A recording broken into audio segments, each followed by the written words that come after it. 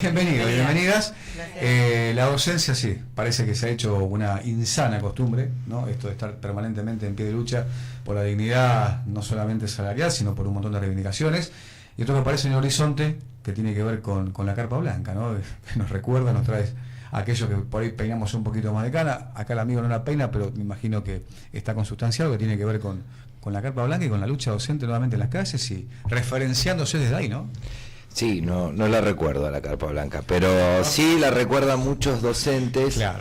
Y una cosa que se viene dando desde que, bueno, asume esta época de gobiernos muy parecidos a aquellos de 30 años atrás, muchas compañeras en distintas asambleas, reuniones gremiales, zonales de delegados, vienen planteando esta alternativa, ¿no? Como una alternativa que muestra, primero creativa, porque evita la suspensión de clases. Más allá del presentismo, nosotros veníamos analizando alternativas para recomponer con la sociedad el lazo, y por eso los ruidazos, por eso esa de la esquina, el semáforo, y también analizando esto que tuvo su experiencia piloto en octubre del año pasado, que hicimos una jornada de las 8 de la mañana hasta las 11 de la noche aquí en Plaza San Martín de Rosario, como experiencia para ver cómo funcionaba.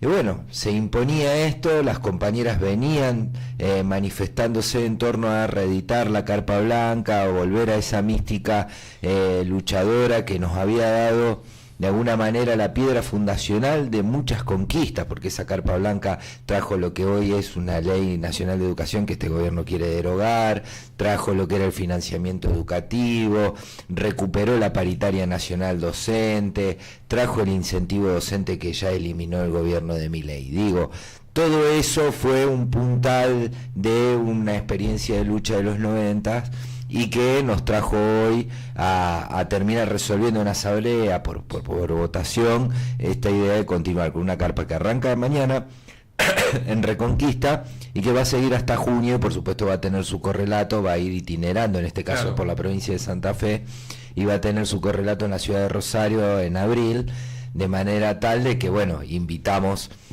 a la sociedad a sumarse, lamentablemente, a este pedido por financiamiento educativo, y por supuesto hablamos además de salario y de los otros temas. Sin duda. ¿Cómo, con respecto un poco, siguiendo también la línea que marcaba Roque, cómo ven a la docencia a nivel bota santafesina, quizás el norte más profundo? ¿Cuál es la situación y cómo está ahí la activación docente? Mal. No, principalmente hay una cuestión con lo que planteó primero Roque, de esto del presentismo, que ellos le llaman premio, como si la que se enfermara, o la que nosotros también nos damos el debate de que somos un sindicato que el 80 o 90% somos mujeres y cuidamos a nuestra familia. No son los que no pueden por miles de situaciones, no son merecedoras. Y tenemos no tenemos el acceso a esa parte de dinero que nosotros consideramos que tiene que ir al sueldo básico de todos los compañeros y compañeras, más allá de la situación que sea. Que también es una mentira en esto de los cantitos populares que se fueron dando, que se fueron construyendo al fragor de la lucha de los compañeros y las compañeras también, de que le miente a la sociedad para ponernos en contra de las comunidades educativas, y sucede esto.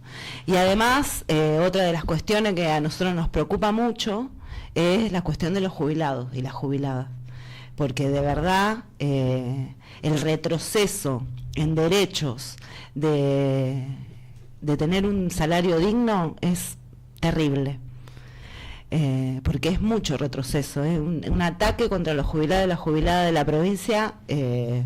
La verdad es que es muy doloroso también, porque nosotros estamos todos los días en el sindicato, y esos problemas económicos, porque no sabemos que no le pasa solamente a las maestras y a los maestros, a las profesoras y a los profesores, sino que es una cuestión general, y la verdad es que es duro, pero nosotros encontramos, a partir de la creatividad y de poder enfrentar estas políticas, otra de las cosas que encontramos es retomar la historia, nuestra historia de lucha, que es la carpa blanca.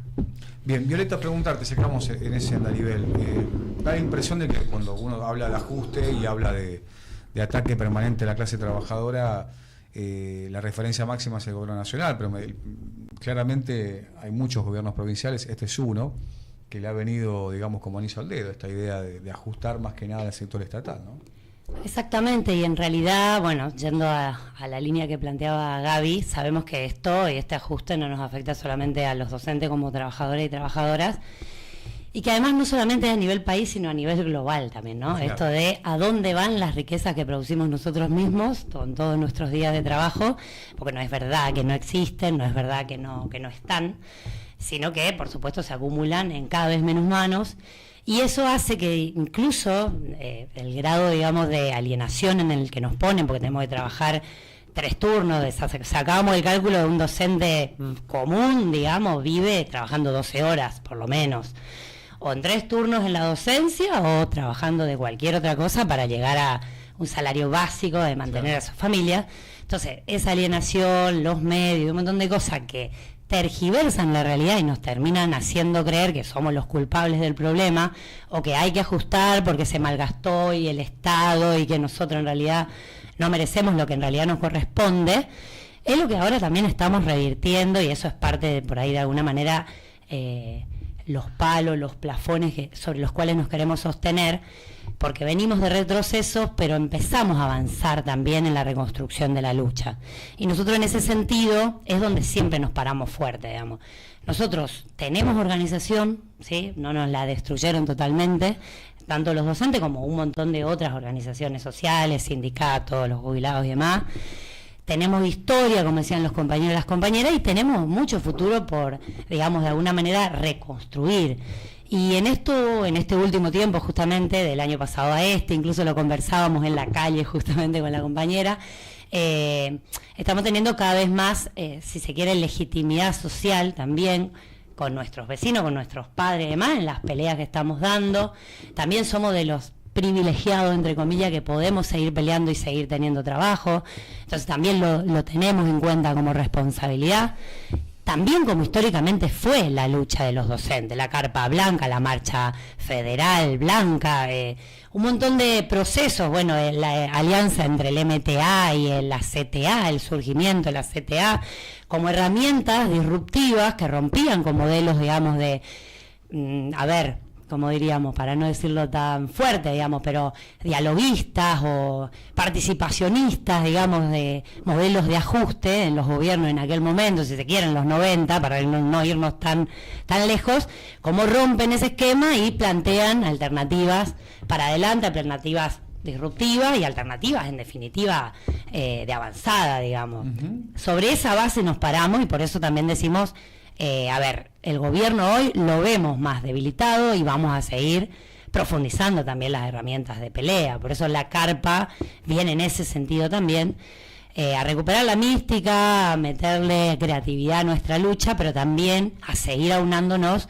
con otros laburantes en sus diversos formatos, algunos organizados, otros porque no pueden, o por la precarización a la que nos lleva este nuevo modelo, pero hacer también de alguna manera referencia para todo lo que está disperso todavía. Sin duda. En un punto, y siguiendo, Violeta, con lo que vos decías, cuando uno va a cubrir ese tipo de los ruidazos y demás, se ve, se palpa también en lo que uno comparte, cómo la gente ahí también sostiene, y creo que también un punto de inflexión fue el inicio del ciclo lectivo.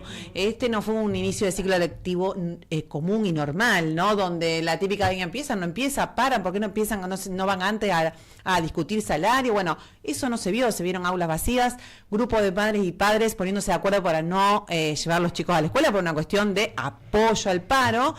Y después también en muchas escuelas donde el inicio del acto escolar no fue el lunes sino el martes, ¿no? Se empezó, pero ¿cómo se empezó? No se empezó como todos los años, se empezó con una comunidad educativa más despierta. Sí, esto que decías vos es una tarea que tampoco es casualidad, digo, hay mucho de proceso de actuación del gobierno que nos favoreció, o sea, el gobierno ha degradado muchísimo la calidad de la escuela pública, porque nosotros cuando discutimos esto que planteaban las chicas de salario, de jubilaciones, también al mismo tiempo tenemos que ver que la calidad de la educación, no solo por la falta de financiamiento en obra de infraestructura, en planes de acompañamiento a los chicos y chicas que tienen más dificultades, sino el de tener una docente completamente destruida dentro del aula porque no se puede tomar licencia o porque le cortaron la licencia a través de salud laboral, porque la obra social no le funciona como corresponde. Extendida en edad, porque la reforma jubilatoria de alguna manera extendió la edad o la idea de retirarse a las docentes, primero porque van a ganar muy poco el día que se retiren y segundo porque en sí mismo la misma reforma cortó algunos beneficios que permitían el retiro. La verdad que termina una docente dentro de un aula con una calidad educativa diferente. ¿Cómo puede esa maestra pasada de edad, enferma dentro de un aula, sí, con 30 estudiantes desde nivel inicial o al nivel superior, donde ustedes quieran posicionarse? Eso por un lado. Ese decaimiento de la calidad educativa creo que la sociedad lo notó. Y creo que también hubo una estrategia de parte de las docentes, a través de nosotros, a través de Lanzafe, digo nosotros, la organización, no esta conducción, de buscarle alternativas que puedan recomponer ese lazo, ¿no? Como hablábamos antes de los ruidazos, cada vez más gente toca bocina, cada vez más gente le acompaña. Y como dijeron las chicas también, porque el resto de la sociedad también la está pasando mal. Sin duda. Si bien hay una manera de tirar la pelota por elevación al gobierno nacional en algunos casos, hay gente que ya empieza a decir, bueno, ya no es el gobierno nacional, primero porque en esta provincia hay como más de 100.000 empleados públicos que están por debajo de la línea de la pobreza, porque además cada vez que sale el gobernador sale en sintonía, y lo de los jubilados es una demostración, ¿no? El coto de casa de Milei fue el ANSES.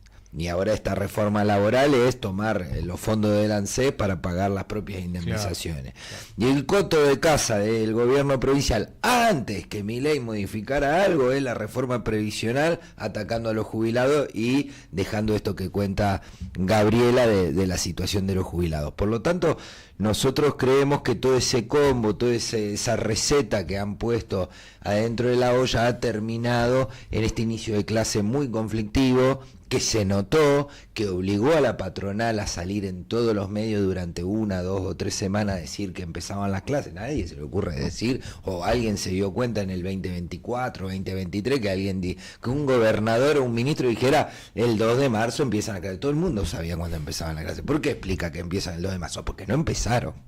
Y porque no empezaron normalmente, y porque, como dijiste, empezaron el 3 de marzo en la mayoría de las escuelas de la provincia. Y salieron a decir que iban a descontar el día y que iban a descontar el presentismo.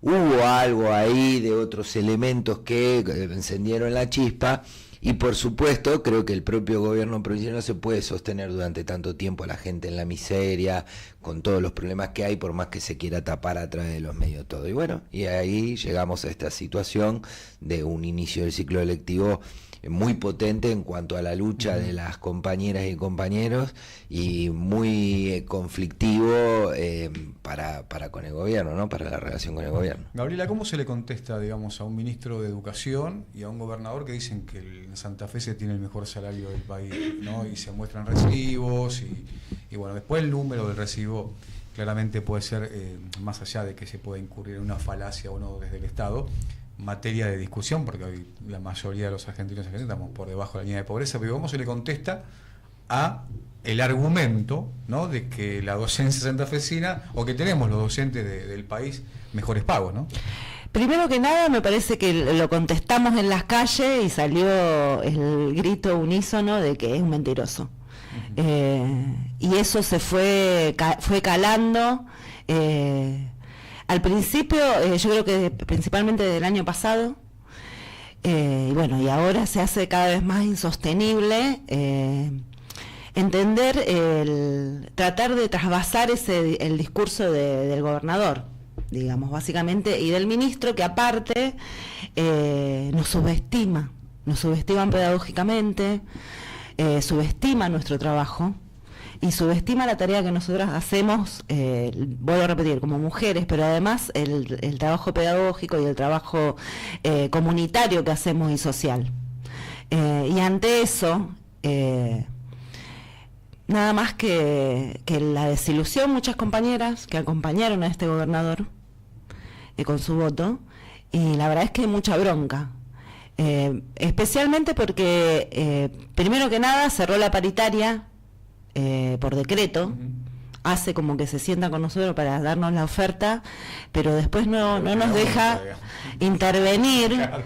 O sea, habla de pedagogía y llama a una multinacional, una fundación de una multinacional, para decirnos cómo nosotros tenemos que enseñar a alfabetizar. Pero hay miles y miles de compañeras que tienen una vasta experiencia en eso, y muchos compañeros también que fueron sus propios compañeros de la Universidad Nacional de Rosario, porque acá en Rosario también hay una cuna de conocimiento, y nos subestima. Cuesta creer que se olviden algunos rápidamente los orígenes, ¿no? De dónde provienen, ¿no? Es increíble. Y cuando también, para cerrar un poquito esta idea, del mejor salario nacional, el salario de indigencia que deben tener en otras provincias, para que el de acá sea, ¿no?, un modelo a seguir o a tomar, ¿no? Bueno, pero eso es una falsedad, digamos. Y también es otro punto débil del actual gobierno provincial, que es que Santa Fe pasó de Obey para acá por 2 gobiernos peronistas, 3 gobiernos socialistas, y siempre estuvo entre los primeros 3, 4, 5 salarios del país, siempre tomando el cargo base, ¿no?, que es y con paritaria nacional. Claro. Desde que asumió el actual gobernador de ser de los primeros 3, por eso yo quería distinguir que con distintos colores políticos, digamos, que asumió él, el actual gobernador, nosotros estamos en el ranking 12, 13, muy por debajo del resto de las provincias, y lo que él muestra cuando muestra un recibo de sueldo en realidad no es el recibo de sueldo del salario básico de la que menos gana, y se olvida de que el sistema educativo no solo está compuesto por una maestra de grado con hora extendida, con esto y con lo otro, sino que el piso salarial de la provincia está determinado por otro tipo de cargo, y que son mayoría, porque existe un nivel inicial que para el resto del mundo no existe, pero se universalizó y es obligatorio por ley nacional y creció muchísimo, por lo tanto hay muchas maestras de nivel inicial, que el nivel secundario, alguien que nadie dice que desde 2006 es obligatorio, por lo tanto por la ley nacional se crearon cientos de escuelas secundarias en la provincia de Santa Fe, por lo tanto hay tantos docentes de nivel secundario como de nivel primario, digo, para tener en cuenta que el mundo cambió, ya no es el mundo de la infancia de Puyaro y del ministro Goiti, que se hace el que no entiende cómo funciona el sistema educativo, y creo que ahí Gabriela tiene razón, porque desprecia la labor docente, porque él es un hombre del laboratorio de la universidad, además de ser un liberal de derecha, ¿no? Digo, me parece que está despreciando dentro del ámbito educativo la tarea del oficio, claro, por encima de la tarea de profesional puesto ahí, ¿no? Es falso, obviamente, que es el más alto, y es falso inclusive el 1.300.000 que ellos plantean como salario mínimo, porque no, el sistema educativo no cobra entero eso. En cuanto a la carpa blanca, la carpa de la resistencia, bueno, ¿cuáles son las actividades pensadas y qué es lo que, porque lo que sucede para mí, la magia que sucede en la carpa es eso de la persona que pasa, no entiende mucho qué pasa, mira, se suma, mira, le dice a otro, digo, bueno, ¿qué iba a haber ahí? ¿Qué estamos pensando? Tenemos 1.000.000 de ideas que se están construyendo justamente. Nuestra idea es justamente poder mostrar lo fuerte que somos, cuáles son nuestras fortalezas, si se quiere.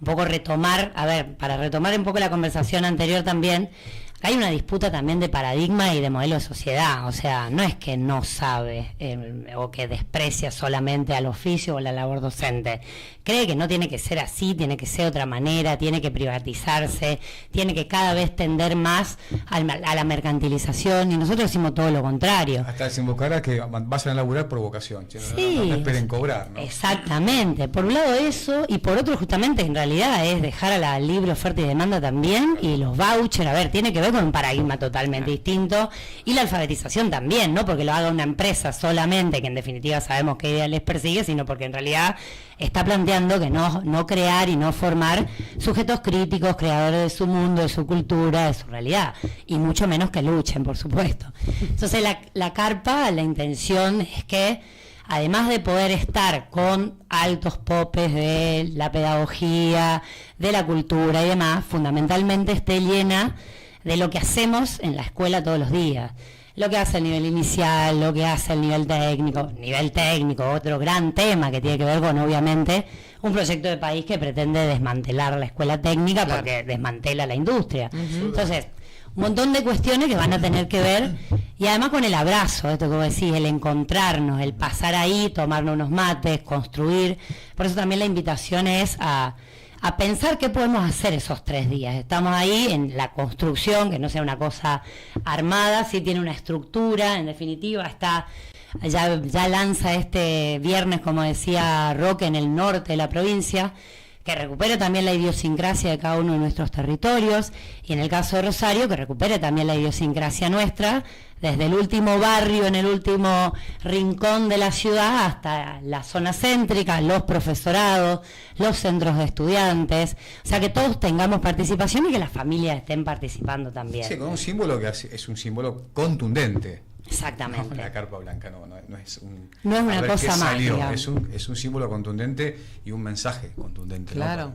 Además, obviamente, tenemos nuestros compañeros que han estado ayunando la carpa, o sea, los tenemos militando con nosotros. Entonces, es un poco también darle esa vuelta de tuerca a los eslabones de la historia que nos han querido romper y robar. Y es el codo a codo participando las nuevas generaciones, las medianas, las más chiquitas, con los más grandes, ¿viste? Que para nosotros es fundamental también esto de haber puesto el cuerpo a recuperar esos derechos que ahora nos están sacando. Es fundamental también el hilo de la historia, digamos. Sin duda. Un cierre, ¿te parece? Una última a quien quiera de mi parte a contestarla. ¿Qué se encuentran cuando van, en la militancia en las escuelas, ¿no? ¿Qué se encuentran en la docencia, ¿no? Porque esto ha calado muy hondo de los medios, ¿no? De lo que siempre contra el sindicalismo, esta cuestión individual también, ¿no? Dejando de lado lo colectivo. ¿Cómo está esa lucha ahí también, que imagino no debe ser fácil?